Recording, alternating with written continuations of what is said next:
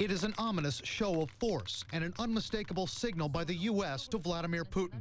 The White House says it wants to quadruple the money it spends on its forces in Europe, a move that could ramp up tensions between America and Russia, which U.S. commanders view as a top threat to national security. We're taking a strong and balanced approach to deter Russian aggression.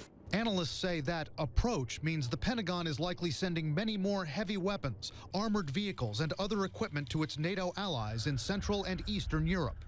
I can't underscore how big a deal it is, because it's not just the equipment going in there being pre-positioned, but also the people will be there, again, rotating through on a regular basis, and it's about 5,000 troops. U.S. officials say the added weapons will ensure America has a combat brigade always ready to deploy in Eastern Europe.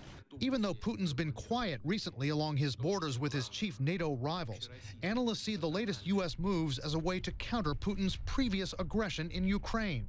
His deployment of naval forces, including submarines, near his rivals, even using his Air Force to buzz this American carrier, in what some call a Cold War-style cat and mouse. Mr. Putin believes Western leaders are weak. He believes that by intimidation, he can persuade Western leaders to adopt a softer course in response to his aggression in Ukraine and perhaps elsewhere. But if America is going to counter that aggression with a heavy show of force near Putin's western flank, experts say there are risks, including the possibility of more Putin saber-rattling.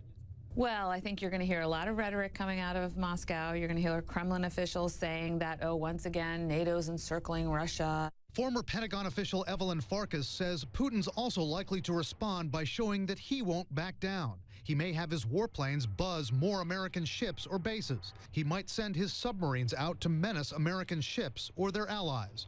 A Russian official responded strongly to the planned U.S. moves, telling CNN they are destabilizing to European security, an attempt by the United States to escalate tensions.